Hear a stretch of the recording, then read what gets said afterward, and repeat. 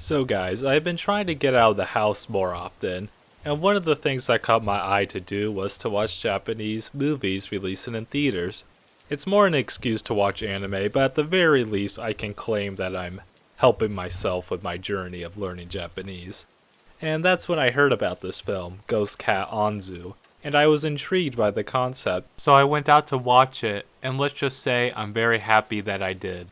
The movie mixes this surreal vibe, a very chill, small coastal town atmosphere, and the finality of death in a really interesting and well done way.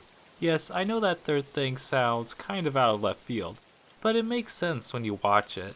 The story follows Karin, a young girl who is being dropped off at a temple by her father, so he can go back to Tokyo and deal with his debt issues with the loan sharks. There, Karin meets Anzu, a cat that has entered their late 30s and can now walk and talk. This is something that I appreciate about this genre, and I'm not entirely sure what genre it is that I am talking about, but just the acceptingness of all the characters to a phenomenon like a ghost cat. Karin becomes aware of the concept and just takes it as any other part of the world. Anzu, for his part, is an absolute joy to watch on screen. This isn't a Totoro situation. His contribution to the story is much more open. He is just kind of chill, but somewhat of a checked out guy in his late 30s. His characterization is fun, but what makes him stand out is that he is unable to die. The way the movie treats this is interesting. In most stories that I see at least, a character that has to live forever is either pretty evil or downtrodden by that fact, but Anzu seems chill with that. It's something that I never understand. Like Anzu, I think we would actually be happy to be granted more life, instead of being distraught because of it. Now obviously, Anzu is the only one that lives like this. Well, him and the other spirits. Anzu, then, becomes this comforting force, especially by the movie's end, which I find one of the most interesting aspects of this film. The movie does not put meaning into death itself. It does reaffirm that once someone dies, they are not coming back, but that is not the part that is celebrated. When I consider that this film's target audience is obviously people much younger than me, this is understandable. It has to strike a balance between fun and its serious undertones.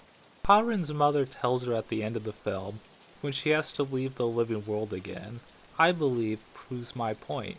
She tells her daughter to live her life fully, to eat all the tasty food she can, and to be happy. It was at this point in the film that I felt the true emotion of the story really make itself shown. It's such an honest ending that it is almost heartbreaking. It is obvious from the start that Karin and her mother would get to stay together again for only a very short time, but it's still sad to see it played out. But it is an acceptance of the truth of death, which is funny to me when the movie can be so lighthearted and charming sometimes. Karin's spirit friends are hilarious, and I wish I could chill with them. I love that they ate her in the end of the movie against the other spirits, and that they did so with a car they bought with lottery money they won. That is absurd, and I love it. Then again, the entire movie is tinged with this feeling of disillusionment, this feeling of not wanting to accept the current situation. It is played out with Karin, who we see act out in various ways, not knowing how to handle her emotions, like stealing Anzu's bike and throwing it into the ocean. It's an act that on the surface level is hard to be calm about, as we see in a hilarious scene with Anzu stabbing the wall repeatedly in anger after not being able to identify who stole his bike.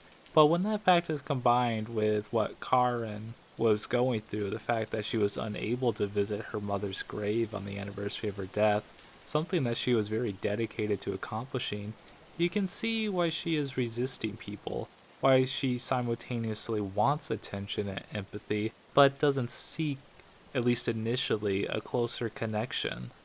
Her life is self-centered, but who wouldn't fall into this trap given the circumstances? That is where Anzu really shines.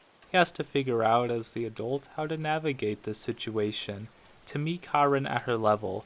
It's here where Anzu changes from a passive presence to an active force in Karin's life, working for her benefit, to become someone that does make Karin want to live her life in her current situation.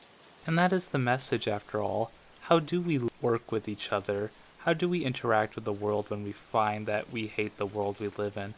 How do we make it so our eyes can view the world with love and not with everlasting resentment, especially when the world makes it so easy to do the latter?